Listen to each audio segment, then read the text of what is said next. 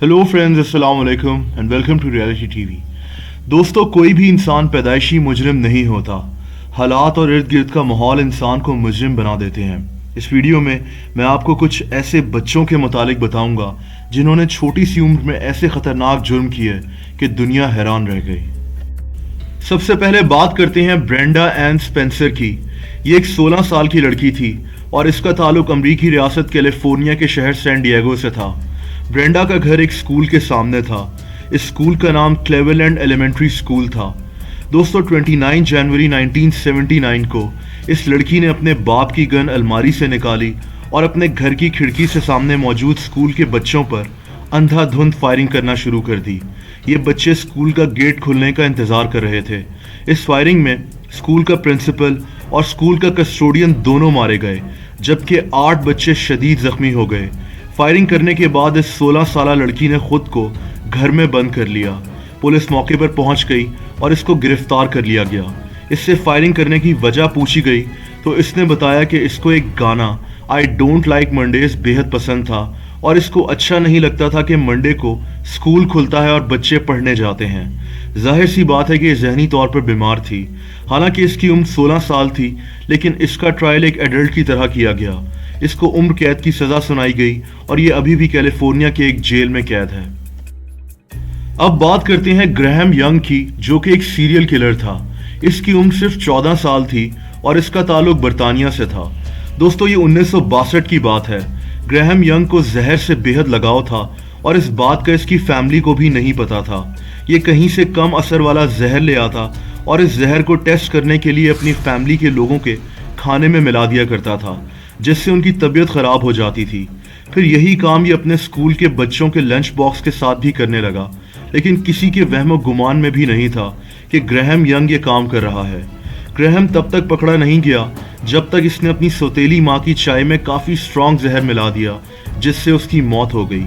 इस बच्चे को मेंटल हॉस्पिटल भेज दिया गया, जहाँ इसने 9 साल गुजारे।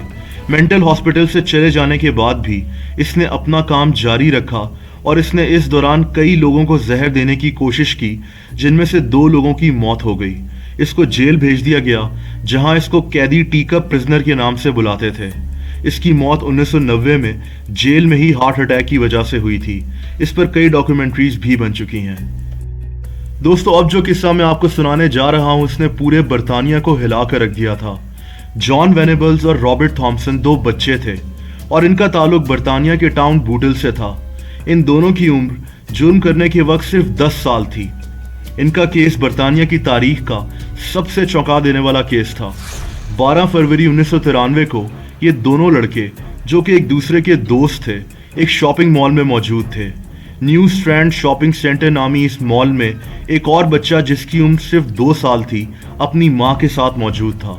इसका नाम जेम्स पैट्रिक बल्गर था। इसकी माँ शॉपिंग करने में मसरूफ़ थी और ये बच्चा बेबी वॉकर में मौजूद था। इन दोनों दोस्तों ने इस बच्चे को अगवा कर लिया। ये दोनों इस बच्चे को मॉल से बाहर ले आए और इसको 4 किलोमीटर दूर एक रेलवे ट्रैक तक ले गए। इस दौरान इनको कई लोगों ने देखा और कुछ लोगों ने इनसे पूछा भी कि ये बच्चा कौन है और क्यों रो रहा है। इनका कहना था कि ये हमारा छोटा भाई है जो कि गुम हो गया है और हम इसको अपने माँ बाप के पास ले जा रहे हैं।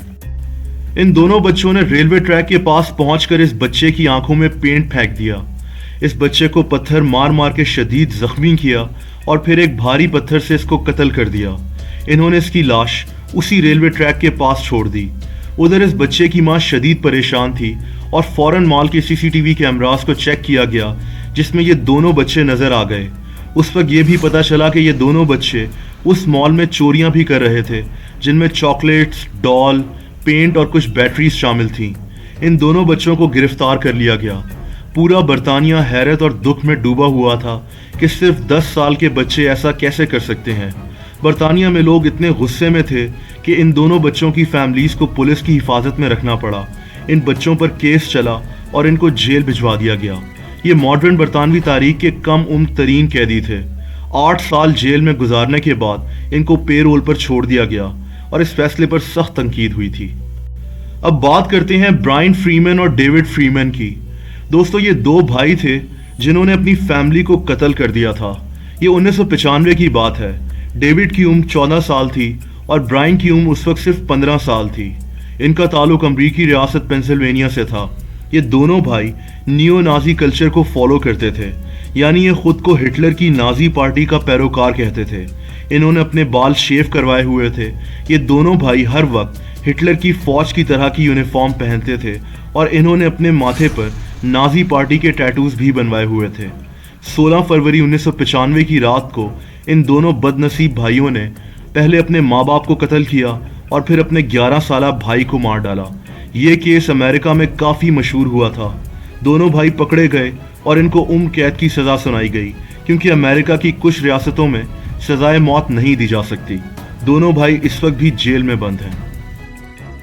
دوستو، جس آخری کیس کا میں ذکر کرنے جا رہا ہوں اس کو ہیتھ ہائی اسکول شوٹنگ کہا جاتا ہے اور اس کیس کا تعلق امریکہ سے ہے۔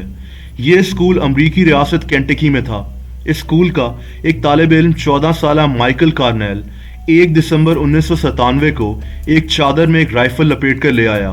اس نے اسکول میں سب کو بتایا کہ یہ ایک نکلی رائفل ہے جو یہ اپنے ایک آرٹ پروجیکٹ کو پورا کرنے کے لیے لایا ہے۔ اسکول میں کسی کے وہم و گمان میں نہیں تھا کہ آگے کیا ہونے والا ہے۔ صبح کے تقریباً 7:45 بجے اسکول کے کچھ بچے اپنی کوئی دعا مانگنے میں مصروف تھے اور اس نے اس گروپ میں گولیاں چلا دیں۔ اس 14 سالہ بچے نے شدید فائرنگ کی جس سے 6 لڑکیاں موقع پر ہی دم توڑ گئیں اور 5 لڑکیاں شدید زخمی ہو گئی تھیں۔ اس کے بعد اس نے رائفل پھینکی اور خود کو سرنڈر کر دیا۔ اس نے اسکول کے پرنسپل سے کہا کہ مجھے مار دو، مجھے یقین نہیں آ رہا کہ میں نے ایسا کر دیا ہے۔ دوستو، بعد میں پتا چلا کہ اس لڑکے کو اسکول میں کافی بلی کیا جاتا تھا اور یہ کافی ڈپریس رہتا تھا۔ اس کو 25 سال قید کی سزا ہوئی تھی اور یہ ابھی بھی جیل میں اپنی سزا بھگت رہا ہے۔ دوستو، اگر آپ کو اس ویڈیو سے کچھ معلومات ملی ہو تو اس ویڈیو کو لائک اور شیئر کرنا مت بھولیے گا۔ ایسی مزید دلچسپ ویڈیوز دیکھنے کے لیے اس چینل کو سبسکرائب کر دیں اور سبسکرپشن بٹن کے ساتھ اس گھنٹی کے بٹن کو بھی پریس کر دیں تاکہ اس چینل کی ساری نئی ویڈیوز کا نوٹیفیکیشن آپ تک پہنچتا رہے۔ اپنا بہت خیال رکھیں۔ اللہ حافظ۔